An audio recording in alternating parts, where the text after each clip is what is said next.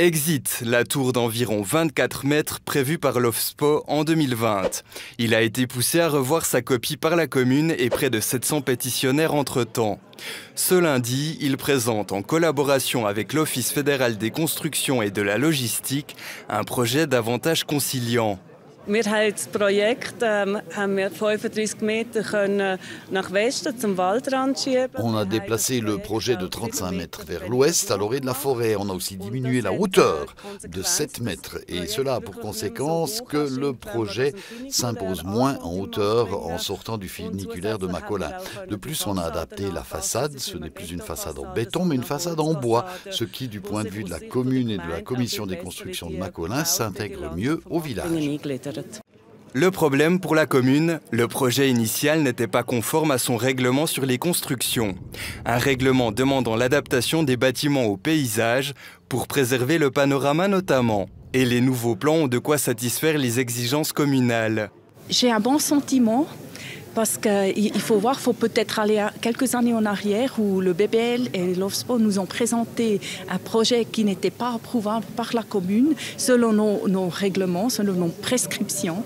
Puis ce soir, après ce workshop, on voit un projet qu'on peut approuver. Maintenant, le bâtiment, on peut vraiment dire il s'intègre dans le paysage. Un soulagement pour l'Office fédéral des sports, en proie à un cruel manque de place pour les sportifs et les sportifs d'élite de l'armée depuis quelques années. Le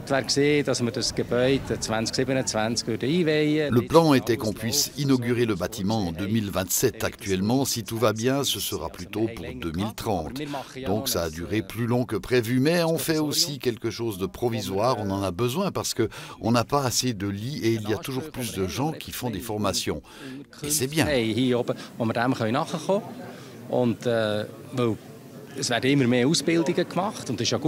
Les 700 pétitionnaires opposés au premier projet sauront-ils se satisfaire du nouveau?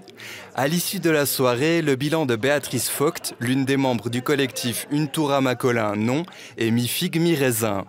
À la base, le collectif en demandait plus.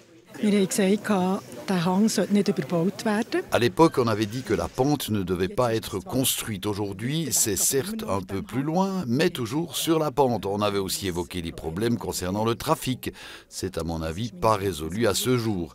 Il y aura plus de trafic. Le cachet du village est bien sûr important et en cela, le nouveau projet présente quelques améliorations. Le collectif se consultera prochainement pour discuter de la suite à donner. De son côté, l'OFSPO installera un bâtiment provisoire disposant de 90 lits pour ses sportives et ses sportifs, et ce, dès 2025.